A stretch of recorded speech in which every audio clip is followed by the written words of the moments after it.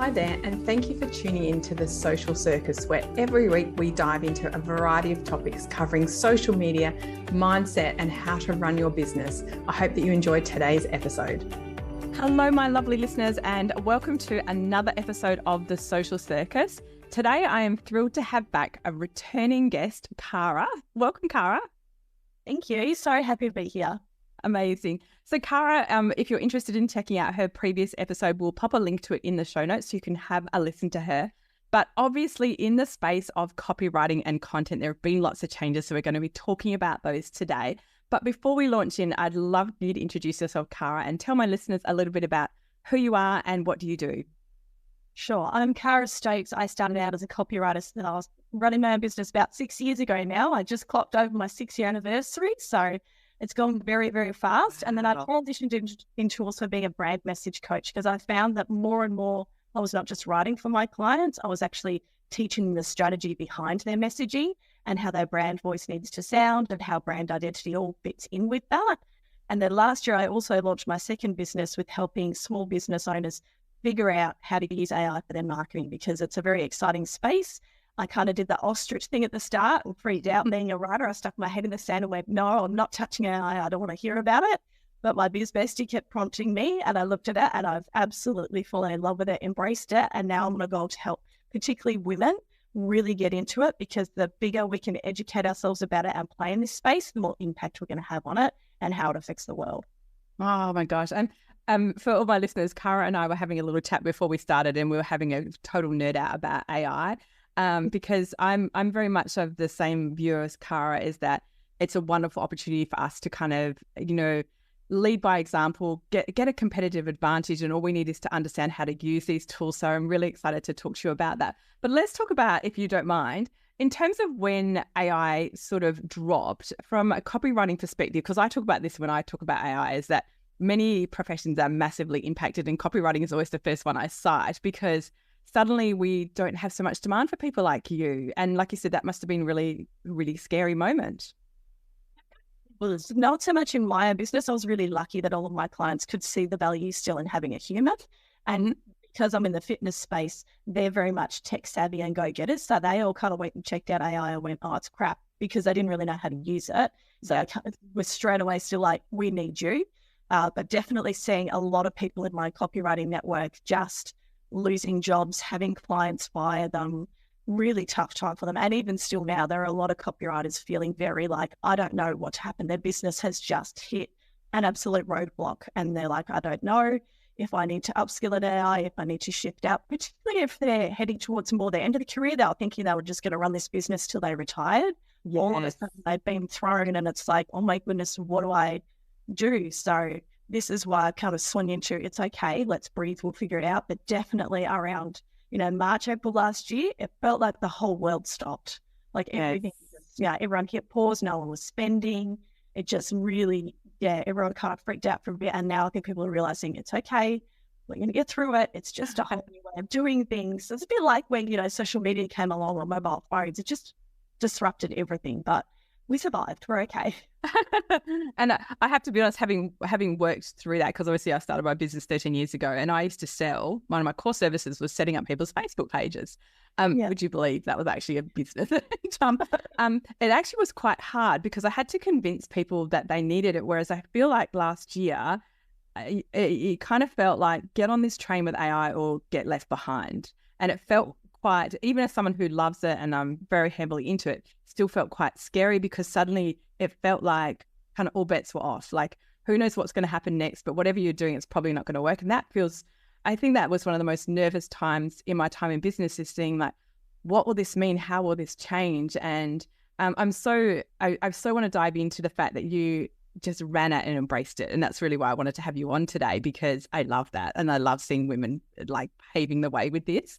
So what was your kind of moment last year where you went, actually, this is kind of cool? When did you have that light bulb moment? Because I know now you're a massive AI expert, so it's so cool.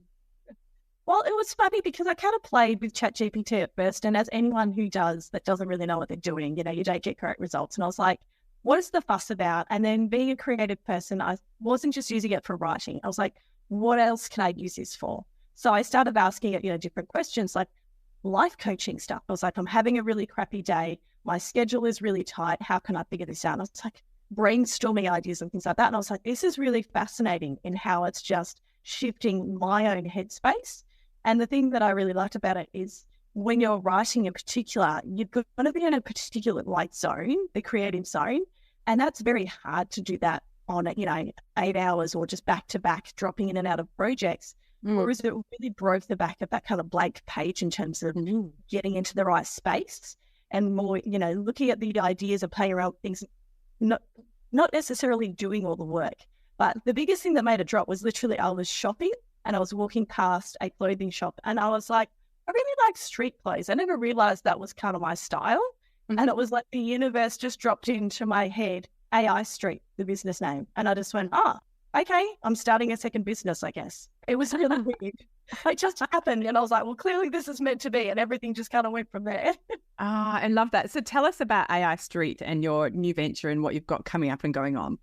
Sure. So it's all about helping people use AI for their marketing, creating content, which is the biggest thing. The way I see it, social media has given us more reach. We can impact people all over the world, but it gave us this massive burden of creating content, and AI is now swinging that pendulum back to give us more time so we can get more done and keep up with this fast-paced environment of social media and blogs and email marketing and everything else, pumping out really good quality on-brand stuff with the help of AI. So we've got a membership starting in 26th, the doors open 26th of April, and starts with a mini course, because if you don't know who your brand is, and that's what the mini course is about, setting up your brand and knowing how to express it, then AI is not going to work for you. You've got to be able to understand how to express who you are, what you're about, who your target audience is, and then AI can create really amazing stuff. So you start with a mini course to figure that out, and then each month they get a monthly calendar with daily AI prompts. So you never have to think about what to create again, which is one of the things that I've always struggled with. 6 years of business, and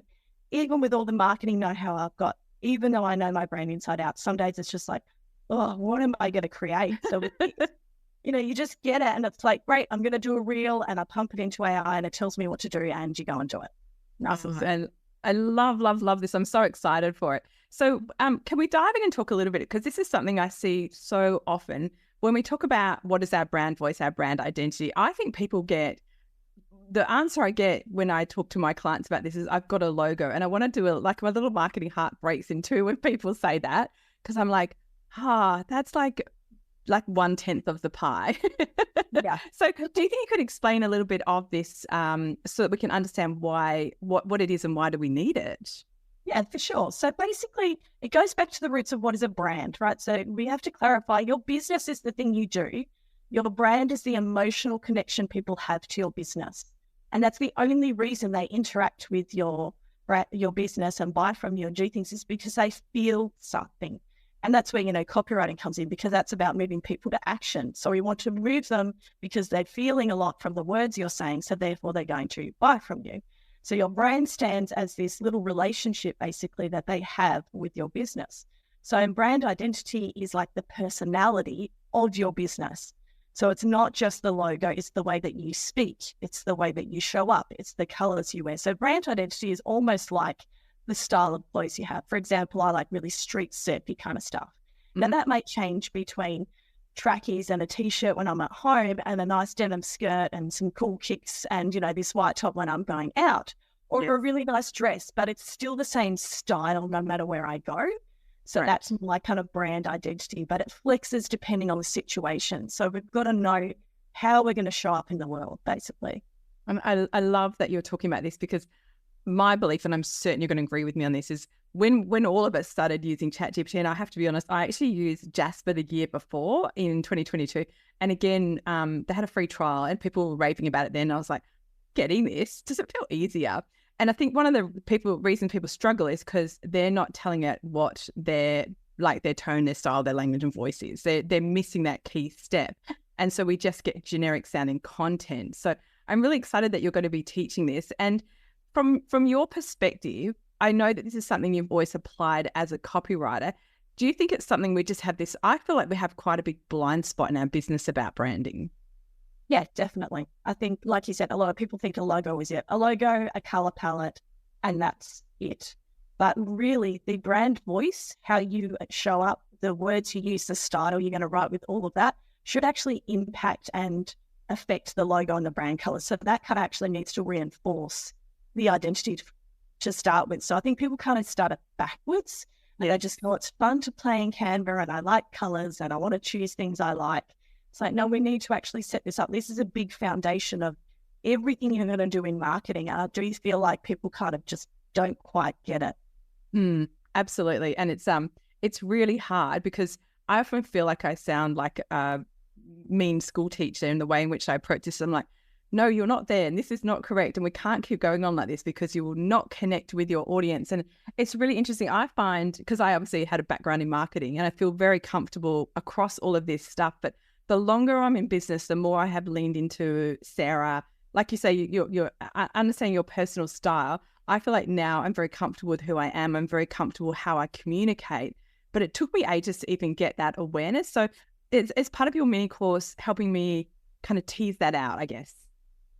Yeah, so it's kind of learning who you are, and you can definitely use AI for that as well, because you can say to it, yeah, I use words like this, or I dress like this. I'm not really sure what my style is or who I am in terms of business. And it's not always personal brand, sometimes it's a team, a little bit of culture. So you can say, this is how we do customer service. When we answer the phone, this is how we respond. How would you summarize that out? What kind of brand are we based on this? Or even things like brand values. I actually switched brand values for brand principles earlier this year because I found that brand values are just a word. You kind of put it up there and it sounds nice. It's like, we stand for responsibility.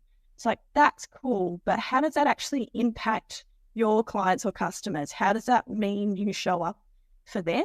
So I like brand principles because it actually really details what your brand is about and what you do. So maybe as a responsible brand, you always communicate when you make a mistake. You always communicate when, things are changing. You're always on the front foot with those kind of open, clear, transparent communication. And therefore, you kind of get to know who your brand is by having these guiding principles in how you operate. Well, I love that, Kara. Can I just say that's amazing. From someone in marketing, you've just blown my mind, if I'm really honest. Because you're so right. Those words, the values words, become really trite, and they just become something we pay lip service to. Whereas the principles are actually what guides that and underpin it. So I'm really excited to see this mini course. It's so cool.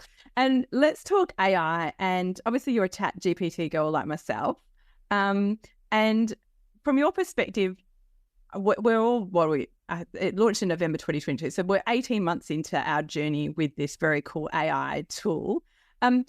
Tell me, outside of content, because I think we're for all the listeners, I'll put all the links in the show notes for Kara's course and membership, because I think it's going to be amazing. But from a kind of life perspective, what's one of the fun ways in which you've used Chatty? Well, like I said, daily things, like I'll be like pumping my daily schedule, and I'm struggling with mornings getting the kids to school. I'm struggling with the afternoons and trying to fit in my gym work and, making dinners and getting everywhere. How can I tighten that up? So I'm asked questions like that, which has been really helpful. And even I actually set one up that's kind of like a life coach, and I trained the bot to be really like a cheerleader. Like, she's encouraging, she's supportive. She always says things like, you've got this. So when I'm having a moment where I'm really down, I go in and talk to her. She's like, it's okay, here we go, we're going to do it. And she kind of pumps me up. Oh, I love that you've given her a gender. Yeah. I was actually talking at a function last night, and I was like, I've renamed ChatGPT to Chatty, and that's thanks to one of my lovely clients who does it, because it's so awkward to say. And my Chatty is definitely a female as well. But I love that idea of making it a cheerleader and a positive. And I guess that's one of the things that we can learn as we're going, because I think that a lot of people are seeing this really cool AI tool and thinking, well, how on earth do I use it? And I don't really get it. And like you say, and I did the same as what you did, I just played in it to see, what could I use it for? What could I possibly use it for? So I've used it for cooking, because I hate cooking, and asking me like, this is what I've got in my fridge, what can I make? And then I'm like, oh, sorry, my son doesn't like rice. and then it kind of, and I kind of feel like you could almost program it to know everything that was in your pantry, and then it could base on because those things that we're always buying stuff, and I love how you can use it. And one of the other things I did was ask it to review books for me that I don't like. The book Atomic Habits, I'm really sorry to the author. It doesn't get me. And I keep trying to read it because everyone tells me it's amazing. And I even bought the hard copy. And I said to Chatty, give me a summary of it. Like, what am I missing and what should I be executing about it? Yeah, that's great. I've even started using a tool called Perplexity, which I've been really liking. It tries to be much more factual and uses references and things like that. So when I'm learning a topic, I find that really helpful. So, for example, my son has ADHD, and sometimes it's like, I've learned this, but I want to grow my knowledge and understand it better. So for more kind of serious topics, I guess, or things that you really want to know facts about, those kind of tools can be really helpful too in educating yourself, because you never know, the internet's a minefield and you don't always know what you're getting served up is, reliable. So you can tell it, I only want things from government or health organizations. So then you're getting reliable facts about what it is that you want to learn. Oh, I love that. That's so cool. So you're like me, we're a bit promiscuous with our AI. Definitely. So, because I know if I had to choose one AI tool outside of Chatty, let's be honest, I would definitely be Decipher, I think, because we use it so heavily in my podcast. So you mentioned a couple of other tools. So what other tools are you using that you think are really fun and interesting? I started out with Google Bard because it was free, and I was like, this is really helpful for people who have no idea. I feel it's easier to get into than even ChatGPT. The interface just feels a bit different, whereas Bard feels like Google, like it's the same kind of thing. Yeah. When it switched to Gemini, I was like, I'm not sure this is the same one, but it's caught up. And I actually really love it because for AI street, I use a lot of street slang. I use casual words, and it gets that language very quickly, whereas ChatGPT can be a bit repetitive or uses cliches and things. So I don't really, really like Gemini if you're looking for casual things or for things, because I know ChatGPT and some of the others, they have very strict guidelines on what they can and can't talk about. So for example, I'm planning with another business owner who writes emails, and she needed to talk about breasts because the product they were selling was to do with mothers with maternity and milk and things like that. Yeah. And ChatGPT was not playing ball. It was like, I can't go there. This is not appropriate. So I said to her to try Bard at the time. And Gemini is really good for that sort of stuff, where it will go into topics that might be a little bit taboo for things like ChatGPT. It must be an absolute minefield to be the programmers behind that, because, in terms of things like, let's talk academia or specific types of businesses that have to dive into those topics, it must be really frustrating to kind of say, well, I really need to understand, how do I write about this topic? And it's saying, we don't want to talk about that. It's really fascinating as a programmer behind that. How do they decide that? And this has always been one of my beefs with Facebook, if I'm honest, is that Facebook's guidelines follow what I consider, particularly in advertising, to be like American conservatism. And I feel like OpenAI has followed that similar path of being quite conservative. And in Australia, we're not like that. And I find that really frustrating.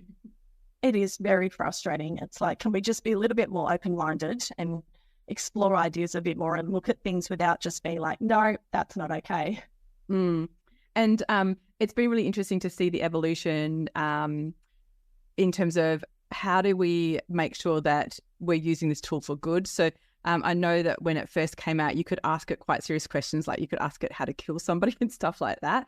And they've obviously done so much work behind the scenes to make sure that you can't get instructions like on how to build a nuclear bomb and all those crazy things that we think we need to know how to do.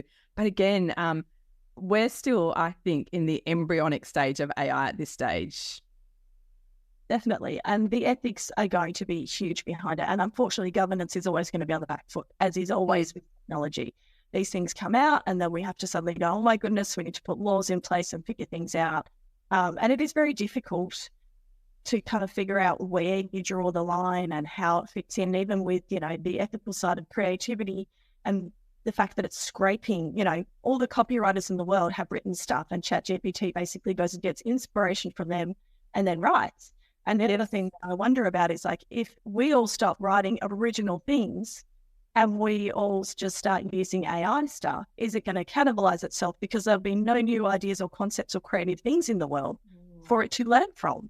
So where is this going to go? It's going to be a fascinating future, and I'm kind of a little bit scared, but I'm very excited to see where it's going to go. And there are a lot of questions that it raises, unfortunately. That's such a juicy question, because at the moment, like you say, its source code or its source content is written by humans, but at some point in the future, if all of us change our website copy to be AI, even if we've done a great job of it, it's still not a human being. And so then it will almost, like you say, cannibalize stuff. Such an interesting proposition.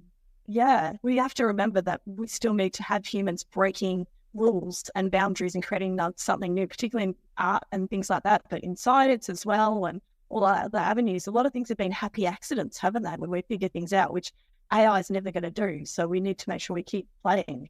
Oh, I love that idea. And I think also there is, I've got Chatty really well disciplined to get who I am.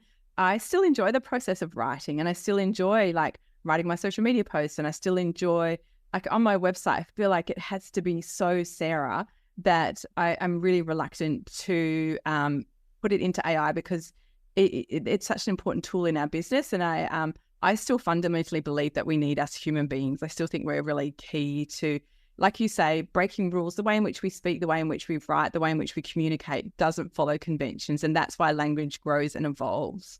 And that's what's exciting about being a human, is we're allowed to do that. Yeah, definitely. You want that human touch in there. Just yesterday, I had to write an email sequence, and I put it into Chatty and I put it into Gemini, and I was like, I'll see which one spits out one that I like best. Tried a few versions, and I didn't like any of them. And I wrote the whole thing by myself, but it still sped up the process because instead of me sitting there thinking, where do I start? It really ruled out everything I didn't want. And it made it much faster to go, no, this is exactly how I want to sound. And I just whipped it out in an hour and it was done. Whereas previously that might have taken days because I would have faffed around going, how do I want it to sound, this or that? Whereas it was just like, it's one of those things, sometimes you don't know what you want until you see everything you don't want. And I think I can be really good for that, kind of ruling things out our personality into what we do what we want anyway. Oh, I love that. And it's actually really true because you do get clarity when you see, oh, I don't know what I want, but it's not that. Yeah, exactly. Oh, I love that. The copywriter's copying that, because that's the hard part for a copywriter's job, is when clients don't really know what they want, but everything you serve up, which takes you so much work, is not hitting the mark. Now we could do a little sample or a few different samples and be like, okay, you're not very clear. I'm not sure how to get you there. Let's have a play. And then you find something and then you can do the writing and run with it from there. Oh, which I love that idea. And that, again, is really exciting to see how your profession's going to roll and embrace that, because I think we're at the space where our graphic designers were when Canva first came out, where it felt like there's no space in the market for me. And now we know we'll always need graphic designers to create beautiful, unique logos that we can own and IP them. And all graphic designers now put in their logo packages Canva templates. So I think moving forward, I think we'll see your industry change and grow. And I'd love to have you back on in 12 months to hear what's happened, because I think it's still, like I said, this is the embryo, and I think we're in for some still very exciting times, and to see the evolution of it. So I have to say, Kara, I've loved having you back on, for being another guest. Thank you so much.